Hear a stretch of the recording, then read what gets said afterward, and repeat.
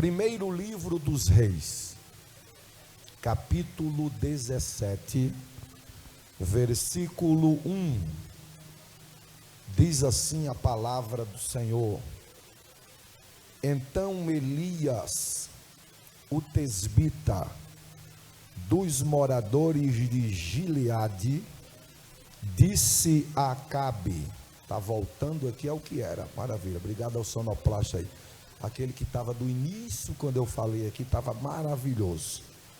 Dos moradores de Gileade, disse a Acabe: Tão certo como vive o Senhor Deus de Israel, perante cuja face eu estou, durante 3 anos e 6 meses, conforme a minha palavra, não haverá nem chuva e nem orvalho. Então a palavra do Senhor veio a Elias, dizendo: Sai daqui, vai para o leste, esconde-te junto ao ribeiro do Querite, nas imediações do Jordão. Você beberá água do ribeiro, e eu já ordenei aos corvos que sustentem você naquele lugar. Quem pode dizer amém? Sente-se, por gentileza, empreste-me os seus ouvidos, me dê a preciosa atenção. Eu tenho uma palavra de Deus para o seu coração nesta noite. Nós estamos celebrando os 70 anos de existência desta igreja. Na ocasião, também estamos adorando a Deus pelo congresso de homens, cujo tema escolhido por vocês é Homens de Honra. Confesso para vocês que fiquei pensando, como costumamos dizer na minha terra, fiquei matutando em algo que pudesse comunicar com vocês na noite de hoje. E dentre os muitos textos da Bíblia que me viera ao pensamento, ao entendimento, ao coração, este que nós acabamos de ler, confesso-lhes que foi o que falou mais forte ao meu coração esta noite. É lógico que, se fizermos um apanhado na Bíblia Sagrada e formos buscar homens que se levantaram como referenciais e se apresentaram como homens de honra, nós passaríamos aqui talvez a noite inteira e faltar-nos-ia palavras para dissertarmos e descrevermos os homens de honra que aparecem na Bíblia Sagrada. Todos nós somos sabedores que para vários tempos Deus levantou homens de honra. Quando Deus queria causar uma revolução, quando Deus queria trazer um avivamento, quando Deus queria trazer um despertamento para um lugar, Deus levantava alguém. Nunca faltou instrumentos para Deus levantar e sacudir o povo como Ele bem queria. Quando nós lemos esta noite no primeiro livro dos Reis, exatamente no capítulo 17, do verso 1 até o verso 3, nós encontramos aqui mais um dos instrumentos que Deus levantou como homem de honra para sacudir o seu povo em um tempo de muita escassez e de muita crise. Você sabe muito bem que toda crise, ela é e foi a antessala para um grande avivamento. Todas as vezes que um caos, uma escassez ou uma crise se instalava, lá estava o indicador de que Deus levantaria alguém e faria algo para glorificar o nome dele. Aqui neste texto proposto não é diferente. Qual que é a crise ali, pastor? Para você entender o estado em que se encontrava a nação de Israel, você precisa voltar para o capítulo 16, em especial do verso 29 ao 33. A Bíblia Sagrada nos fala aqui sobre o reino do norte. Todos nós somos sabedores que fora dividido reino do norte e reino do sul. O reino do norte foi formado por 10 tribos, 8 dinastias e 19 monarcas. Destes 19 monarcas, nenhum exerceu o ministério da piedade. Pelo contrário, diz a Bíblia que eles enveredaram-se pelo caminho da apostasia. Eles deram as costas ao Eterno, eles quebraram a aliança com o Eterno. E diz a Bíblia Sagrada que no reino do norte levanta-se agora um homem chamado Acabe. Quem foi Acabe, pastor? Acabe era filho de Omri. E diz a Bíblia que no 38º ano do reinado de Asa, levantou-se Acabe, filho de Omri. E diz a Bíblia que ele reinou 22 anos. Mas a Bíblia Sagrada traz um detalhe interessante. A Bíblia diz assim: e Acabe fizera de mal ou de errado muito mais do que os seus antecessores. Parece que naquela época existia uma disputa para ver quem era o pior, para ver quem era o rei mais apóstata. Acabe se levanta e começa a cometer apostasia. Ele estava cometendo, a Bíblia diz que ele casou com uma mulher chamada Jezabel. Jezabel era filha de Etibaal, príncipe dos Sidônios. Quem era Etibaal, pastor? Etibaal era alguém que governava o povo de duas formas: politicamente e espiritualmente. Etibaal não é um nome próprio, é um título dado a alguém. Ele era um sacerdote de Baal. Logo a sua filha Jezabel era uma sacerdotisa de Baal. Para você ter uma ideia de onde Acabe entrou, uma das variantes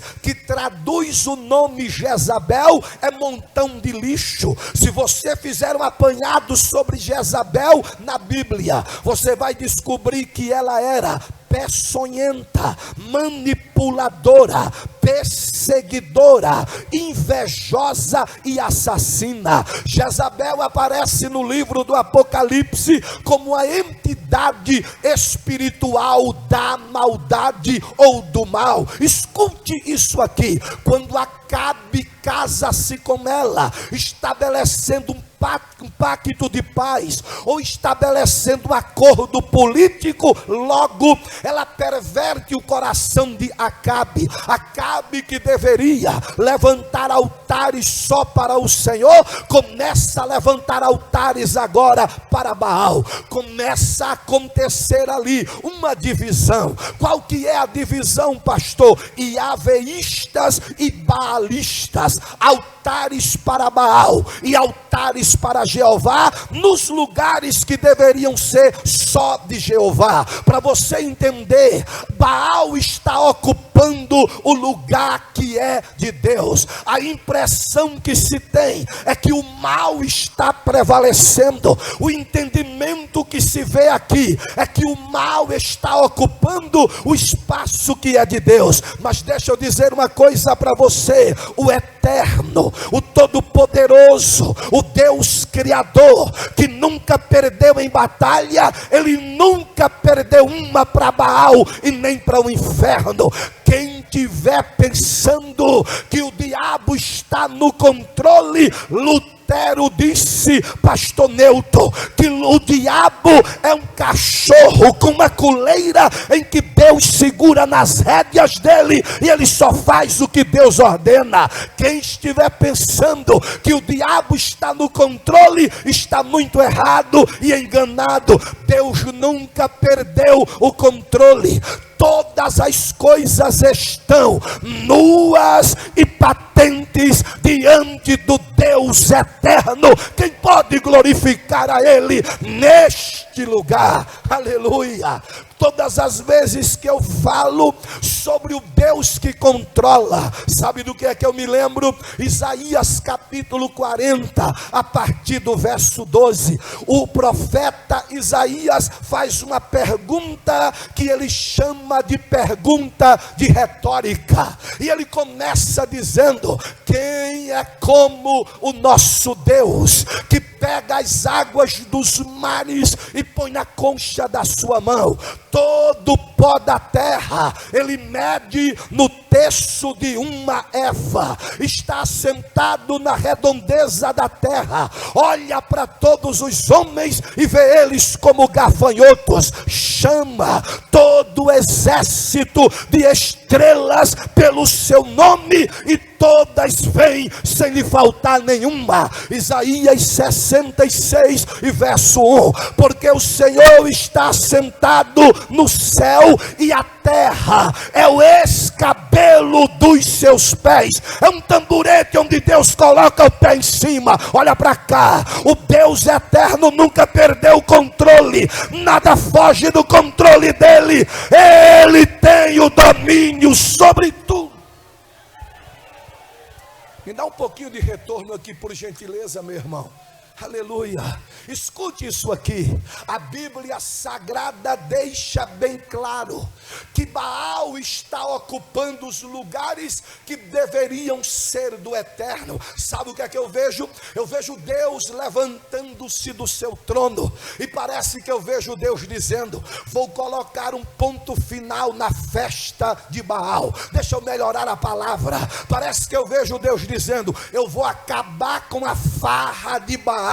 Quem estiver pensando que Baal vai muito longe, sabe como é que Baal vai terminar? Vai terminar com a cara no chão. Louvado seja o nome do Senhor. E Deus vai continuar reinando. O que é que Deus faz? Deus poderia muito bem ter enviado um anjo. Eu confesso para vocês, usando a linguagem hipotética, se eu fosse Deus, eu enviaria um anjo para descer lá na terra e arrebentar com Baal, com Acabe e com Jezabel. Mas imagine comigo que se o anjo descesse lá, logo Baal ia dizer: é uma covardia, eu não estou mais lá. Deus mandou um anjo. Como Deus não é covarde, sabe o que é que Deus faz? Deus inclina-se para a região montanhosa de Gileade. Tem uma cidadezinha lá no pé da serra chamada Tesbe. Alguém chegou a dizer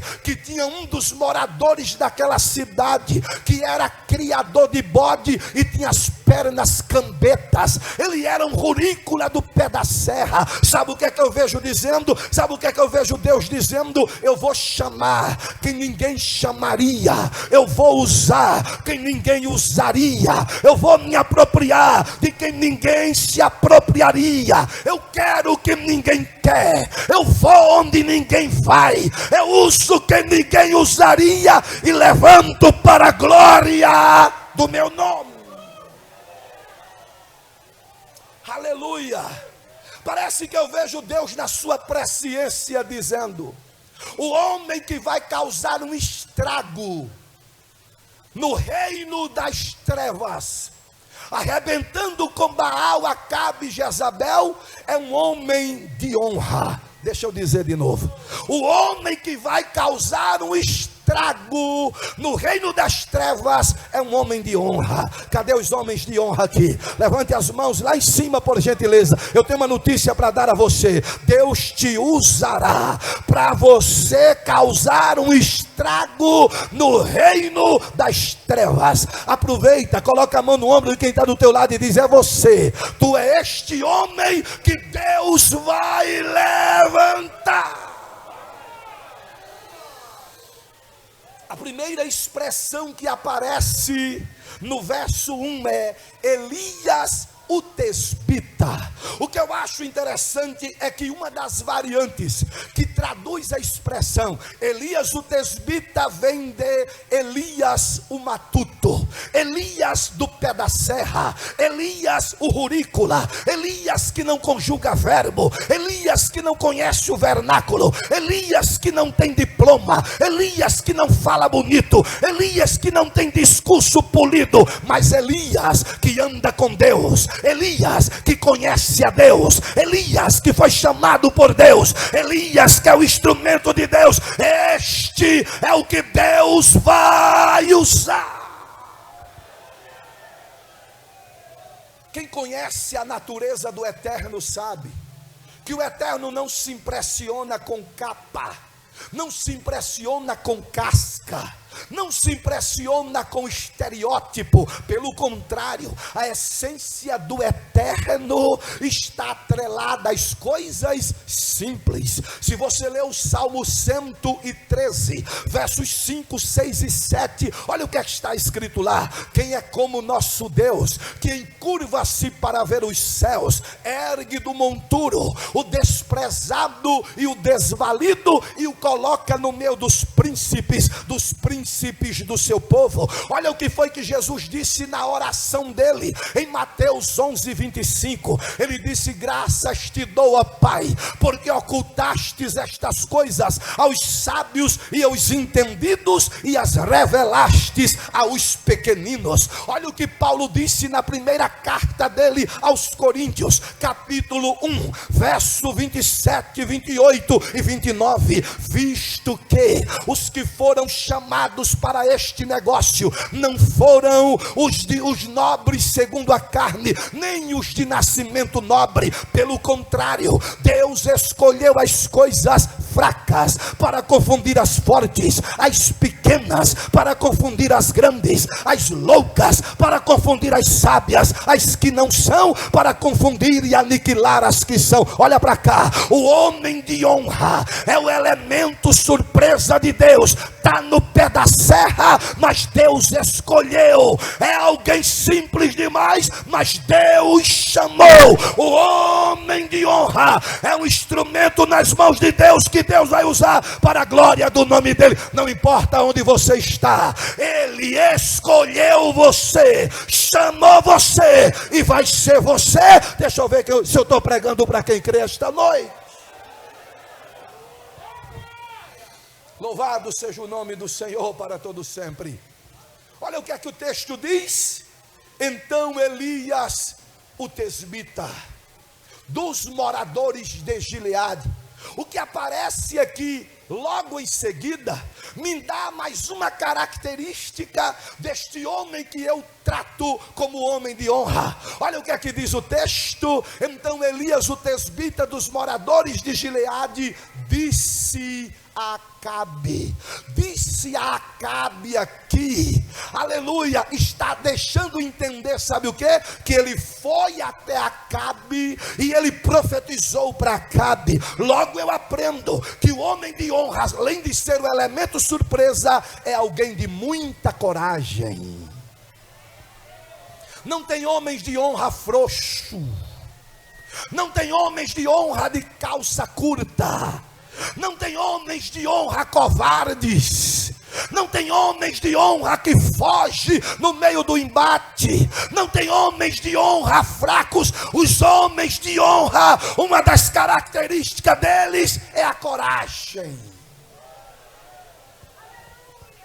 Coragem para dizer, coragem para pregar, coragem para anunciar, coragem para proclamar, coragem para tocar a trombeta, ainda que todos os moradores de Israel se perturbem, coragem para não baixar a cabeça. Louvado seja o nome do Senhor. Deus irá usar uma geração de homens corajosos. Pastor Adriano, por que o senhor diz que isso fala da coragem de Elias? Elias está enfrentando Acabe. Acabe é a maior autoridade política, governamental daquela época. Acabe era o rei. Um decreto de Acabe custaria na vida ou na morte de alguém. Um decreto de Acabe poderia sinalizar o início ou o final da vida de alguém. Se Acabe dissesse mata, o camarada morria. Se Acabe dissesse terminou, a vida do camarada terminaria. Mas sabe o que é que eu aprendo aqui? Um homem de coragem, um homem de honra, que tem coragem, sabe que quem tem a última palavra na vida dele não é Acabe. Eu vou dizer de novo, eu vou melhorar a palavra. Um homem de honra tem coragem e sabe que a última palavra da vida dele vem do eterno, vem do Senhor, não vem das circunstâncias, não vem da medicina, não vem da justiça, não vem do diabo e nem vem do inferno. Quem tem a última palavra na tua vida é o dono da tua vida. Eu gosto muito da fala de um escritor londrino. Ele foi pastor da Catedral de Westminster. R.T. Kendall escreveu um livro com o título Só Termina Quando Deus Disser que Terminou. Oh, aleluia! Você sabe qual é a especialidade de Deus? Contrariar o diabo. O diabo quer colocar uma vírgula para dizer que o sofrimento vai continuar. Deus vem e coloca um ponto final para dizer terminou. O diabo vem e coloca um ponto final para dizer que a vida vai terminar. Deus vem e coloca uma vírgula para dizer vai continuar. Onde o diabo diz que vai terminar, Deus diz eu vou contrariar, dizendo que vai continuar. Onde o diabo diz que vai continuar, Deus contraria dizendo vai terminar, porque o controle é dele e a última palavra vem dele. Bendito seja o nome do Senhor. Você se lembra do que disse o proverbista? Em Provérbios 16:1, ele disse: do homem são as preparações do coração, mas a resposta certa, ou a última palavra, vem da boca do Senhor. Você se lembra do que disse o proverbista em Provérbios 21:30? Ele disse: o cavalo prepara-se para o dia da batalha, mas do Senhor vem a nossa vitória. Salmo 121, verso 1: eleva os meus olhos para os montes, de onde me virá o socorro? O meu socorro vem do Senhor que fez os céus e a terra. É isso que te dá coragem, é isso que te faz enfrentar o mal. Homens de honra não recuam diante dos Acabes. Cadê os homens de honra aqui? Cheios de coragem. Olha que negócio interessante. Então Elias, o tesbita, dos moradores de Gileade, isso revela o aspecto de simplicidade de Elias. Elias disse a Acabe, isso revela o aspecto da coragem de Elias. Agora olha o que é que aparece em terceiro lugar. Elias, o tesbita dos moradores de Gileade, disse a Acabe: tão certo. Eu vou pedir para você repetir isso comigo, mas eu vou pedir para você falar em voz alta. Eu vou pedir para você liberar o seu diafragma e faça no melhor tom que você puder. Repete comigo: tão certo como vive o Deus de Israel. Ficou bom, mas pode ficar melhor. Vamos lá de novo. Tão certo como vive o Deus de Israel.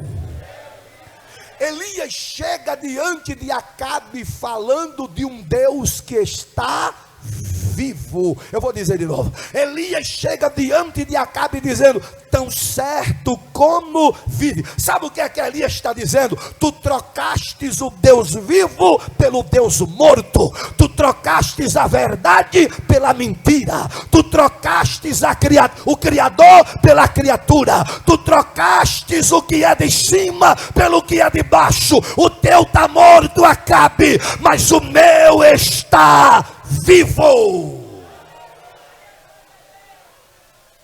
Elias não chega diante de Acabe falando de um Deus como que se ele tivesse morto. Homens de honra refletem o Deus que eles creem e pregam. Se você é um homem de honra, você vai falar de um Deus que está vivo. Aleluia. Ei, Deus não viveu, nem viverá. Deus está vivo. Aleluia. Bendito seja o nome do Senhor. E a palavra de Elias é: tão certo como vive o Senhor. Aleluia. O Senhor. O Senhor está vivo. O Senhor vive e reina. Aleluia. Interessante que Deus aparece no Antigo Testamento muito mais como Senhor do que como Salvador, e no Novo Testamento Jesus aparece muito mais como Senhor do que como Salvador. Só no livro dos Salmos Deus aparece como Senhor 906 vezes. Eu gosto muito da expressão que aparece no Salmo 24. O que é que o Salmo 24 diz? O Salmo 24 fala de um coral que está lá no céu. De repente eles pedem para que as portas eternas sejam abertas, e a expressão é essa: abri ó portais eternos para que entre o Rei da Glória. Aí daqui a pouco você escuta mais vozes gritando e perguntando: quem é este Rei da Glória? Aí vem a resposta: o Senhor, poderoso nas batalhas, Ele é o Rei da Glória. Louvado seja o nome do Senhor. Vocês se lembram de Lucas capítulo 2 e verso 11? Quando os anjos anunciam o nascimento de Jesus, a palavra é essa: é que hoje vos nasceu na cidade de Davi o Salvador, que é Cristo o Senhor. Apocalipse capítulo 19 verso 1, os anjos cantam dizendo: glória, poder e salvação estão nas mãos do nosso Senhor. Apocalipse capítulo 19 verso 11, eis que vejo os céus abertos e um cavalo branco, e o que está sentado sobre ele chama-se Fiel e Verdadeiro. Ele julga e peleja com justiça. Na sua cabeça tem muitos diademas. Ele está vestido com uma vestidura branca, cingido com cinto de ouro. Aí João diz assim: no manto e na sua coxa está escrito: Rei dos reis e Senhor dos senhores. Rei dos reis e Senhor dos senhores. Ele está vivo, Ele vive.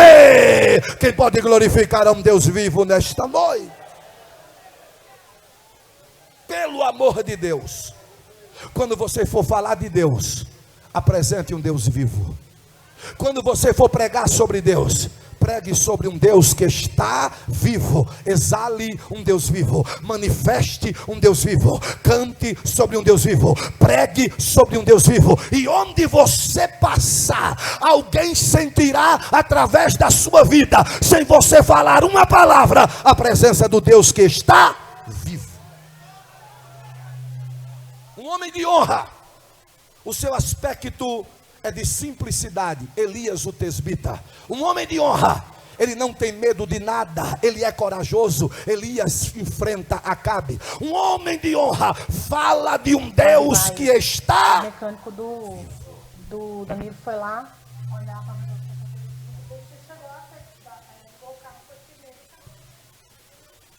um homem de honra, ele apresenta um Deus que está vivo. Agora escute o que é que aparece no texto. Tão certo como vive o Deus de Israel. Preste muita atenção que eu vou precisar da sua ajuda agora. Tão certo como vive o Deus de Israel, perante cuja face eu estive. Vou repetir. Tão certo como vive o Deus de Israel, perante cuja face eu estive. Me ajude. Perante cuja face eu estarei. Perante cuja face eu estou. Eu estive, pastor Neuto. É cheque compensado. Já foi. Eu estarei, pastor Alvéssimo. É cheque predatado. Pode voltar. Eu estou, Josué. É cheque à vista. É o que vale. Homens de honra não estão prospectando no que diz respeito à comunhão com Deus, um futuro. Amanhã eu serei. Você não sabe nem se amanhece vivo amanhã. Eu já fui, ficou para trás. Homens de honra vivem na presença de Deus hoje. Diga comigo, eu estou. Diga mais forte, eu estou. Ei, comunhão é hoje, relacionamento com Deus é hoje, presença de Deus é hoje, andar com Deus é hoje, sentir Deus é hoje, viver Deus é hoje. Homens de honra que farão a diferença, tem comunhão com Deus.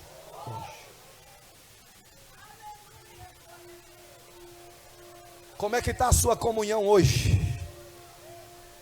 Como é que está a sua relação hoje? Eu tenho uma notícia para dar a você. Sabe quem vai sobreviver aos embates que estão por vir? São pessoas que andam com Deus hoje.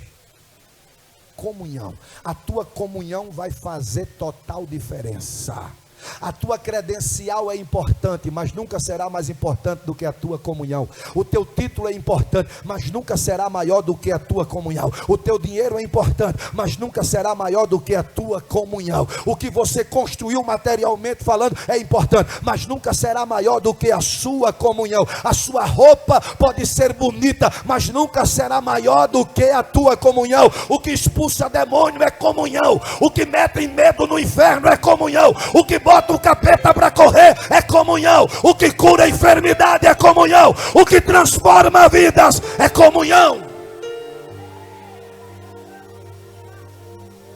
Que Deus levante homens de honra que vivam em comunhão com Deus hoje. Aleluia. Se você fizer um levantamento dos maiores avivalistas que o mundo já viu, eu poderia citar alguns aqui. Século XVIII, Jonatas Edwards, aquele homem que pregou o célebre sermão Pecadores nas mãos de um Deus irado. Sabe como foi que Jonatas Edwards pregou aquele sermão? Ele tinha um grau de miopia avançado. Com uma mão ele segurou o sermonário, com a outra mão ele segurou a lamparina para enxergar o que estava escrito no sermonário. Mas aquele homem tinha uma comunhão com Deus tão grande que na medida que ele ia lendo, as pessoas se agarravam nos pilares da igreja com medo do fogo do inferno, sentindo suas misérias e seus pecados. Jonatas Edwards estava pregando uma vez em uma praça pública. De repente uma mulher parou para fazer chacota da pregação dele. Ele não chamou a polícia, ele não cancelou a mulher através através da internet, essas modinhas que aparecem hoje. Não, sabe o que é que ele fez? Ele parou de pregar e olhou dentro dos olhos da mulher, pastor Raimundo. Aquela mulher baixou a cabeça e saiu. Minutos depois ela voltou, dobrou os joelhos diante de Jonatas Eduardo e disse: por favor, pregador, me dê o Jesus que eu vi nos seus olhos quando o Senhor olhou para mim. Louvado seja o nome do Senhor. É disto que nós estamos precisando. Você ouviu falar do príncipe dos pregadores, século 17, Charles Haddon Spurgeon, pastor da Metropolitan Catedral Metropolitan em Londres. Aquele homem chegou certa vez para testar a acústica de um anfiteatro onde ele ia pregar. Chegou lá, tinha 5 homens no andaime cuidando, preparando a acústica. Ele, para ver se estava reverberando o som, fez 2 coisas: bateu palma e citou João 1:29. Eis aqui o Cordeiro de Deus que tira o pecado do mundo. Só isso.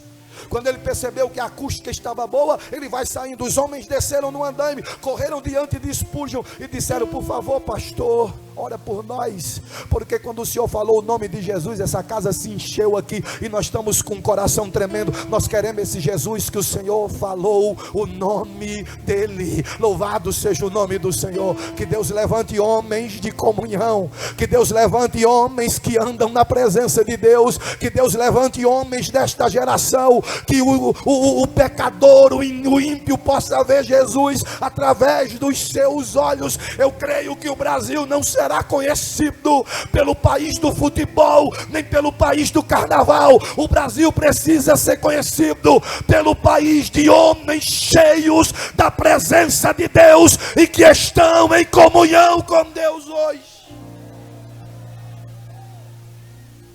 Deixa eu terminar a minha fala.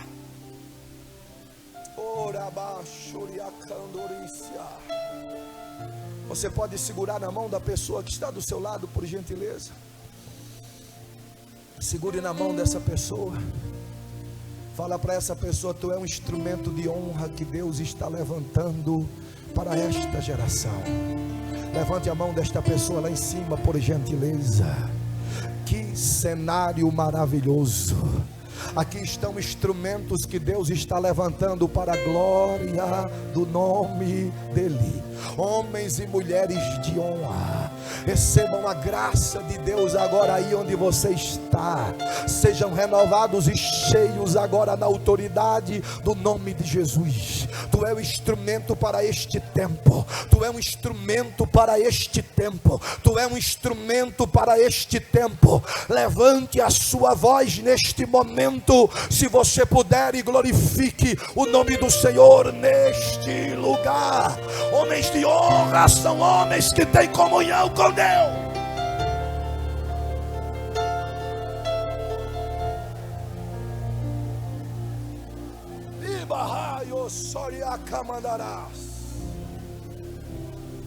Deixa eu terminar a minha fala. Então Elias, o tesbita dos moradores de Gileade, disse a Acabe: tão certo como vive o Deus de Israel, perante cuja face eu estou,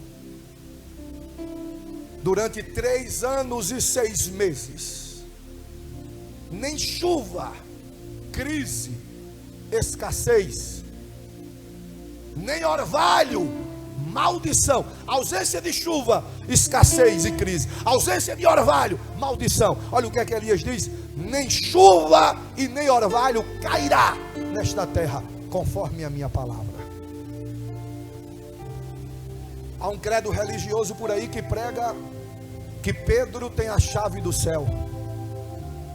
Se nós tivéssemos que adorar alguém julgando que ele tinha a chave do céu, a gente ia adorar Elias. Elias sim decretou, pegou a chave do céu e colocou no bolso, diz: conforme a minha palavra. Mas nós não adoramos, Ravel, a Elias que tem a chave do céu. Nós adoramos ao Deus do céu, ao Deus de Elias. Sabe o que é que eu aprendo aqui? Um homem de comunhão funciona assim: ele profetiza e Deus assina embaixo.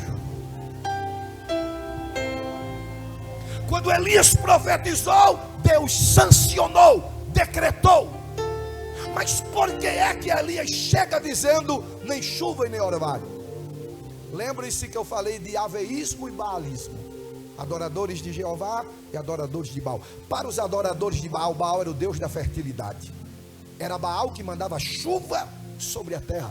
Para os adoradores de Baal, toda a fertilidade da terra dependia de Baal. Aí Elias, o homem de honra, chega diante de Acabe, Baal, Jezabel e toda a catrevagem que tinha lá, como diz na minha terra. Aí parece que eu vejo Elias dizendo: eu vim aqui para mostrar para vocês que quem manda embaixo, manda em cima, manda na terra e manda no céu, não é Baal. Baal não manda em patavina nenhuma. Eu vim mostrar para vocês aqui que quem tem a chave do céu e faz a erva crescer e frutificar, e a chuva desce quando ele quer e quando ele decreta. Baal vai se calar, vai emudecer, não vai fazer nada, porque nem chuva e nem orvalho vai cair. Sabe o que está acontecendo aqui? Baal está sendo envergonhado através da autoridade de Elias. Um homem de honra é um homem cheio da autoridade que vem do céu. Sabe o que é que eu aprendo sobre autoridade? Autoridade não tem nada a ver com grito, com estupidez, com falta de educação. Autoridade não tem nada a ver com arrogância, nem orgulho, nem intrepidez no sentido de querer fazer do seu jeito. Ora, autoridade não tem nada a ver com isso. Autoridade, basta você olhar e alguém já entendeu o que você está dizendo sem dizer nada. Autoridade, você só fala e as coisas acontecem. A autoridade de Elias, nem chuva e nem orvalho. Deixa eu terminar dizendo, sabe o que para você? Homens de honra honrarão ao Senhor. Eu vou dizer de novo: homens de honra honrarão ao Senhor. Onde é que Elias está honrando o Senhor aqui? Nem chuva e nem orvalho cairá nesta terra, para provar a vocês que quem manda aqui é o Senhor. Você está preparado para honrar a Deus? Quer comais, quer bebais, quer façais qualquer coisa, fazei tudo para a glória de Deus. Canal Aliança Vídeo. Aqui você encontra conteúdos que irão edificar a sua vida. Louvores, palavra, oração. São mais de 1000 vídeos publicados para abençoar milhares de vidas. Inscreva-se no nosso canal, deixe o seu like, comente e compartilhe.